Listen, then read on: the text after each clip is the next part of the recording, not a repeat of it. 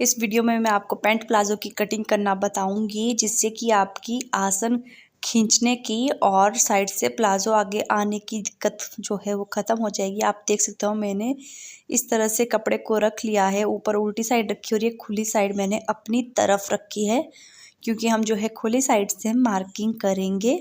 Pant palazzo की अच्छी fitting के लिए हमें 5 चीज़ों की ज़रूरत पड़ती है: लेंथ, कमर, हिप और जो हमारी थाई होती है और हमारी मोहरी। तो मैंने पांचों चीज़ों की जो है मेज़रमेंट ले ली है। आपको भी पांचों की मेज़रमेंट लेकर ही कटिंग करनी है। अब जो है हमें कपड़े को इस तरह से बिछाना है, खुली साइड अपनी तरफ रखते हुए।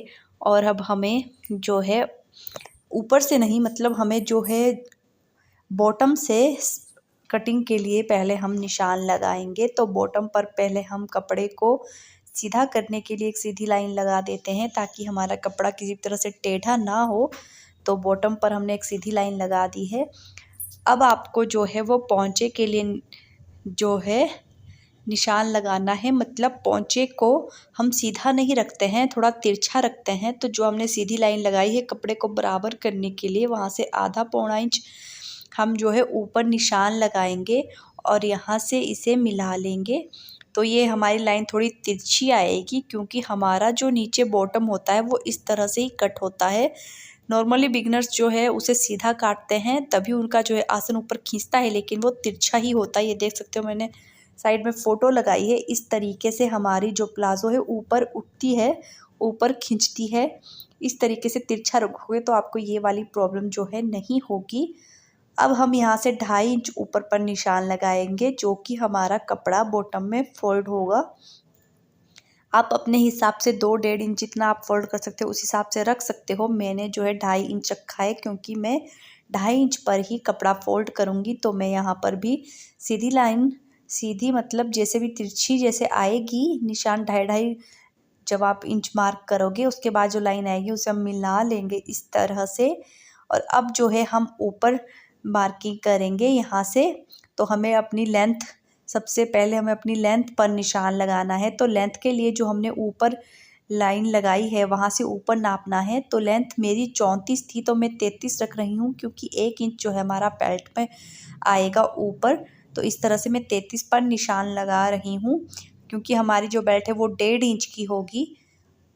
इसी तरह से हम 1.5 इंच जब ऊपर बेल्ट लेंगे तो थोड़ा थोड़ा सिलाई में आएगा, तो हमारा जो प्लाज़ो की लेंथ है बिल्कुल सही आएगी। तो इस तरह से मैंने 33 पर निशान लगा दिया है। अपनी लेंथ से आपको 1 इंच कम लेना है, और मैं इस तरह से यहाँ पर सीधी लाइन लगा रही हूँ।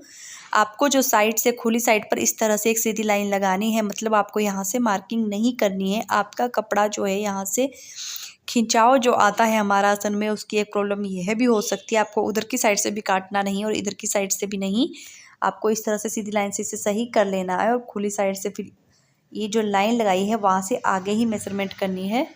तो मैंने पूरे में सीधी लाइन लगा ली है अपने साइड पर। अब हम यहाँ से आगे मेजरमेंट करेंगे। तो सबसे पहले जो हमारी कमर है हमें उसका 1/4 लेना है। तो मेरी कमर जो है वो 33 है, तो 33 का आधा होगा 16.5 और 16.5 का आधा होगा 8.25। तो मैं 8.25 पर निशान लगाऊंगी। आपको जितनी भी आपकी कमर है उसके 1/4 पर इस तरह से निशान लगाना है। और यहाँ से 1.5 इंच आगे आपको क्रॉच के लिए निशान लगाना है इस तरीके से। और क्रॉच से 1 इंच आगे आपको मार्जिन रखना है। मैं आपको एक बार फिर से रिपीट कर देती हूँ। यहाँ से आपको कमर का 1/4 करना है, जितनी कमर है उसको 4 से डिवाइड करके, जैसे मैंने 8.25 किया है। और यहाँ पर निशान लगाने के बाद वहाँ से 1.5 इंच आगे आपको क्रॉच के लिए और 1 इंच जो आगे आपको मार्जिन रखना है। अब आपको यहाँ से जो है, जो आपने मार्जिन के लिए निशान लगाया है वहाँ से 1 इंच नीचे आपको इस तरह से निशान लगा लेना है। ये निशान हम इस लिए लगाएंगे क्योंकि हमारी प्लाजो जो है सीधी नहीं आती है। अब हम यहाँ से जो है इसे ऊपर एक सीधी लाइन से मिला लेंगे। यहाँ से जो मार्जिन से हमने निशान लगाया है इसे हम सीधी लाइन से मिला लेंगे, क्योंकि हमारी प्लाजो जो है वो थोड़ी तिरछी आएगी। हमें उठने बैठने में भी कोई प्रॉब्लम नहीं होगी और हमारा आसन भी नहीं खींचेगा इस तरीके से। अब आपको जो है यहाँ से जो आपने मार्जिन के लिए परे निशान लगाया है वहाँ से आपको आसन के लिए निशान लगाना है। तो आपको आसन के लिए जितनी आपकी हिप है उसको उसका 1/4 निकालना है। जैसे मेरी हिप 38 है तो मैं उसको 4 से डिवाइड करूँगी। 38 का आधा होगा 19 और 19 का 9.5। तो मैं इस तरह से 1 इंच ऊपर रखूँगी, क्योंकि 1 इंच हम बेल्ट वाला रख रहे हैं, ऊपर छोड़ रही हूँ मैं 1 इंच। जैसे हमने लेंथ के लिए भी छोड़ा था तो इसी तरह से मैं यहाँ पे 1 इंच ऊपर छोड़ूंगी और यहाँ से नीचे जो है मैं आसन के लिए निशान लगाऊंगी। हमारी जो नीचे तिरछी लाइन लगाई है अब हमें वहाँ से ही निशान लगाने हैं, क्योंकि ऊपर वाली को हम उसका कोई भी अब मतलब नहीं है, हम तिरछे से ही कटिंग करेंगे। तो मैं 9.5 पर निशान लगाऊंगी, 1 इंच ऊपर छोड़ूंगी तो 8.5 नीचे आएगा और उसमें भी आपको 2 इंच एक्स्ट्रा पर भी निशान लगाना है। तो मेरा 9.5 आया था तो मैं 2 इंच एक्स्ट्रा लूँगी तो मैं 11.5 पर निशान लगाऊंगी। इस तरीके से आपको हिप का 1/4 करना है और उसमें 2 इंच एक्स्ट्रा लेना है, 1 इंच बेल्ट के लिए ऊपर छोड़ना है। अब जो 2 इंच एक्स्ट्रा लिया था वहाँ पर इस तरीके से आपको सीधी लाइन लगा लेनी है। अब यहाँ पर जो है आपकी थाई वाली मेज़रमेंट लगती है। जैसे कि जो आपकी थाई का नाप है आपको उसको आधा करना है। मेरा थाई 25 था तो मैं 12.5 पर इस तरीके से यहाँ पर निशान लगा रही हूँ। और अब आपको इसी तरीके से बॉटम पर भी निशान लगाना है 12.5 पर। इस तरीके से आपको 12.5 पर निशान लगाना है, क्योंकि इससे हमारा सेंटर निकलेगा ताकि हम अपने पोंचे के लिए निशान लगा पाए। तो इस तरीके से आपको यहाँ पर जो आपने साइड में लाइन लगाई है वहाँ से 12.5 पर निशान लगाना है। अब आपको 12.5 का आधा करना है जो कि 6.25 हुआ। तो हम 6.25 पर इस तरह से निशान लगाएंगे और ये 6.25 जो हमारा है वो सेंटर पॉइंट है। अब यहाँ पर हम अपने मोहरी के लिए निशान लगाएंगे। तो जैसे मेरी मोहरी 6 है, 12 है मतलब, तो उसका आधा करेंगे 6 कैसे अपने इस टेप को सेंटर पॉइंट पे रखेंगे। 3 हम इसकी एक साइड और 3 इसकी दूसरी साइड पर लेंगे तो हमारी 6 मोहरी आ जाएगी। आपको सेंटर पॉइंट का ध्यान रखना है। मैं निशान को थोड़ा बड़ा कर देती हूँ ताकि आपको अच्छे से दिखाई दे। तो हमारा सेंटर पॉइंट जो है वो बीच में आ गया है। अब आपको जो है इसे ऊपर मिलाना है इस तरीके से। जो हमारी स्केल होती है लेग कर्व से हमें इसे ऊपर इस तरीके से मिलाना है। इससे गोलाई मतलब जो शेप होती है हमारी लेग की वो बिल्कुल सही आती है। तो आपको इस तरीके से लेग कर्व से इसे मिलाना है दोनों साइड। अगर आपके पास ये नहीं हो लेग कर्व तो आपको इस तरह से थोड़ी शेप देनी है, जैसे कि आपको दिख रही होगी मेरी कर्व की वजह से, स्केल की वजह से आई है, शेप पट्टी की वजह से आई है। तो आपको इस तरह से ही शेप देनी है। तो इस तरीके से मैंने इसे दोनों साइड मिला लिया है। अब आपको दिख रहा होगा कि मेरी शेप पट्टी से दी गई शेप वो किस तरीके से आ रही है। अगर आप बिना शेप पट्टी के भी शेप दे रहे हो तो आपको इस तरह से शेप देनी है। यहाँ शेप देने के बाद मैं आपको बॉटम में पोंचे वाली वहाँ पर बता देती हूँ कि आपकी किस वजह से कपड़ा ऊपर खींचता है। तो आपको जो है आपकी मोहरी पर यहाँ पर इसे सीधा नीचे नहीं मिलाना है, आपको इसे तिरछा मिलाना है दोनों साइड पर। इसे सीधा मिलाने से हमारा कपड़ा जो हम इसे फोल्ड करते हैं वो थोड़ा कम पड़ जाता है यहाँ पर, जिसकी वजह से ऊपर से अंदर खींचता है वो। तो हम इसे यहाँ पर सीधा नहीं मिलाएंगे, इसे हम तिरछा मिलाएंगे इस तरह से। ये कपड़ा हमारा वो वाला कपड़ा है जो बॉटम में फोल्ड होगा। तो मैं इसे दोनों साइड से इस तरीके से तिरछे पर ही मैं निशान लगा देती हूँ। दोनों साइड थोड़ा इस तरीके से आपको तिरछा कर लेना है। तो यहाँ वाली मार्किंग हमारी कंप्लीट हो चुकी है। अब जो हमारी ऊपर वाली मार्किंग बची है मैं आपको वो बता देती हूँ कि आपको किस तरीके से करनी है। तो जो अब आपने थाई के लिए जो आपने मार्किंग की है, आपको ये वाली मार्किंग दिख रही होगी। यहाँ से आपको 2 इंच पीछे की ओर जो है निशान लगाना है थाई वाली मार्किंग पे और इसे ऊपर मिला लेना है। जो आपने तिरछी लाइन लगाई है ना ऊपर, आपको उस पर इसे इस तरीके से सीधी लाइन से जो है इसे आपको ऊपर मिला लेना है। ये वो वाली जगह होती है जहाँ पर हम जो है इसके लिए गोलाई देंगे। अब आपको जो है जो आपने या ये वाली जगह है यहाँ से ऊपर को आपको गोलाई देनी है यहाँ पर। तो आपको जो है बहुत डीप अंदर की तरफ बहुत ज़्यादा भी गोलाई नहीं देनी है और बहुत ज़्यादा बाहर भी नहीं, इस तरीके से थोड़ी थोड़ी गोलाई देनी है आपको। इससे आपकी आसन वाली दिक्कत ठीक होती है। मैंने आपको इसमें बताया है बहुत सारी जगह पर कि कहाँ कहाँ आपको ध्यान रखना होता है। तो इस तरह से गोलाई देने के बाद हमारा फ्रंट पार्ट जो है वो तैयार हो चुका है। मैं इसे कटिंग कर लूँगी। तो मैं इसका एक्स्ट्रा पार्ट पहले कट करके अलग कर रही हूँ। अब मैं इसे तिरछा जो मैंने निशान लगाया था इसे मैं तिरछा ही कट करूँगी। यहाँ पर आपको ध्यान रखना है, आपको इसकी कटिंग तिरछी ही करनी है। और अब जो ये हमने तिरछा लगाया है वहाँ पर भी हम तिरछी इसकी जो है कटिंग कर लेंगे इस तरीके से। और यहाँ से ऊपर जो है हमने ये वाला जो कपड़ा रखा था साइड वाला खुली साइड पर, इसे हम साइड करते हुए इसकी कटिंग कर लेंगे।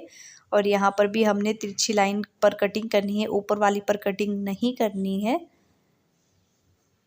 इस तरीके से यहाँ पर हमें गोलाई देते हुए जो हमने गोलाई के लिए लगाया है वहाँ पर से कटिंग करके इसे भी अलग कर लेना है। तो इस तरीके से जो है हमारे फ्रंट पार्ट की कटिंग हो चुकी है। अब हमें जो है बैक पार्ट की कटिंग करनी है। तो हम फ्रंट पार्ट को साइड रखते हुए बैक पार्ट के लिए बिल्कुल उसी तरह से कपड़ा बिछा देंगे, खुली साइड को अपनी तरफ रखते हुए। ये देखिए हमारी खुली साइड मेरी साइड है और इसे डबल फोल्ड रखा है, फ्रंट वाला भी डबल फोल्ड ही था। तो इस तरीके से मैं इसके ऊपर फ्रंट वाला जो पार्ट हमने कट किया है उसे इसके ऊपर रख लूँगी। तो आपको ध्यान रखना है, आपको जो है कपड़े को इस तरीके से रखना है, इसको अपनी साइड नहीं रखना है। मैं आपको दिखाती हूँ, आपको जो है इस कपड़े को इस तरह से अपने पास को इस तरह से नहीं रखना है, आपको इसे प्रॉपर शेप में रखना है। जैसे कि आपने जो है शेप पट्टी से इसकी जो है कटिंग की थी, इस तरह से आपको रख करके इस पर अब मार्किंग करनी है। इसमें थोड़ा ही चेंज होता है। तो सबसे पहले जो है आपको आसन से 2 इंच आगे पर निशान लगा लेना है। और यहाँ पर लगाने के बाद आपको बॉटम पर भी 2 इंच आके निशान लगाना है। और इसे शेप पट्टी से जो बॉटम पर 2 इंच आके निशान लगाया है वहाँ से इसे इस तरीके से शेप पट्टी की मदद से मिला लेना है। तो मैंने सीधी लाइन लगा दी है, आपको दिखाई दे रही होगी। और यहाँ पर आपको जो आपने निशान लगाया है 2 इंच आगे, वहाँ पर इसे भी इस तरह से तिरछा लगाना है, सीधा नहीं करना है। यहाँ पर भी इसे बिल्कुल मिलाते हुए तिरछा ही लगाना है। दोनों पार्ट में आपको तिरछा ही लगाना है इसे। बॉटम पे मार्किंग करने के बाद अब हम ऊपर वाली मार्किंग कर लेते हैं। तो हमने फ्रंट पार्ट को इस तरह से तिरछा रखा था, तो जिधर से हमने उसे तिरछा रखा है वहाँ से भी हम 2 इंच ऊपर पर इस तरीके से निशान लगा देंगे। तो हम 2 इंच एक्स्ट्रा इसलिए रखते हैं बैक पार्ट को कि हमारी जो शेप होती है बॉडी की पीछे से थोड़ी हैवी होती है लेडीज़ की। तो अगर हम उस शेप के हिसाब से इसे बैक पार्ट को इस तरह से बड़ा नहीं रखेंगे तो हमें प्लाज़ो में उठने बैठने में दिक्कत होती है। और हमारा जो प्लाज़ो है वो आसन से अंदर घुसता है, जिससे वो बॉटम से भी ऊपर उठ जाता है। तो आपको इस तरह से 2 इंच रखना है, उससे ये दिक्कत नहीं होती है। तो मैंने यहाँ पर भी सीधी लाइन लगा दी है, इस तरीके से ही आपको रखना है। अब जो है मैं यहाँ पर भी 2 इंच पर निशान लगा देती हूँ। अब इस 2 इंच को जो है जो हमारे फ्रंट पार्ट का आसन है वहाँ से हम सीधी लाइन लगा करके मिला लेंगे इस तरह से। तो आपको इस तरीके से 2 इंच ही एक्स्ट्रा रखना है। मैंने हर जगह पर 2 इंच एक्स्ट्रा रखा है, मैंने 1 इंच कहीं भी एक्स्ट्रा नहीं रखा है। ऊपर भी 2 इंच एक्स्ट्रा रखा है, आप देख सकते हो। यहाँ पर भी मैंने 2 इंच एक्स्ट्रा रखा है और यहाँ से नीचे भी 2 इंच एक्स्ट्रा रखा है। अब हम आसन पर इस तरह से एक एरो सा बना करके यहाँ पर भी गोलाई दे देंगे। यहाँ पर जैसे कि हमने फ्रंट पार्ट के लिए गोलाई दी थी, बिल्कुल इसी तरह से हम यहाँ पर भी गोलाई दे देंगे। यहाँ पर गोलाई देने के बाद हमारी जो मार्किंग है वो कंप्लीट हो चुकी है। इधर से ही हमारा 2 इंच बढ़ता है, इधर से हमारा प्रॉपर उसी तरह से रहता है जैसे कि फ्रंट पार्ट रहा है। इधर हमें कोई भी एक्स्ट्रा चीज़ नहीं लेनी होती है। अब हम जो है इसकी भी कटिंग कर लेंगे। तो सबसे पहले हम इसे बराबर कर लेते हैं यहाँ पर इस तरह से लाइन लगा करके, क्योंकि हमारा कपड़ा ऊपर नीचे था। अब हम इसके बराबर इसे इस तरह से तिरछा ही काट लेंगे। यहाँ काटने के बाद अब हम इसे काटेंगे, क्योंकि हमें इसे इस जो हमने फ्रंट पार्ट रखा है बिल्कुल इसकी ही शेप में काटना है। इसमें कोई भी हमें एक्स्ट्रा नहीं लेना है, तो इसकी शेप में काटना है। तो पहले मैं इसकी कटिंग कर लूँगी, बिल्कुल फ्रंट वाले जो पार्ट है बिल्कुल उसके बराबर। अब जो है बैक वाले पार्ट को हमने जो 2 इंच एक्स्ट्रा रखा है हम उन 2 इंच के ऊपर से ही कटिंग करेंगे। जितना जहाँ पर हमने 2 इंच एक्स्ट्रा रखा है वहाँ से ही हम इसकी कटिंग कर लेंगे। तो मैंने बैक पार्ट और फ्रंट पार्ट की कटिंग कर ली है। तो अगर आप इस तरह से प्लाज़ो की कटिंग करोगे तो आपका आसन नहीं खींचेगा, कपड़ा आसन में ऊपर नहीं घुस। आप इस पैंट प्लाज़ो की जो है स्टिचिंग वाली वीडियो भी देख सकते हो मेरे चैनल पर।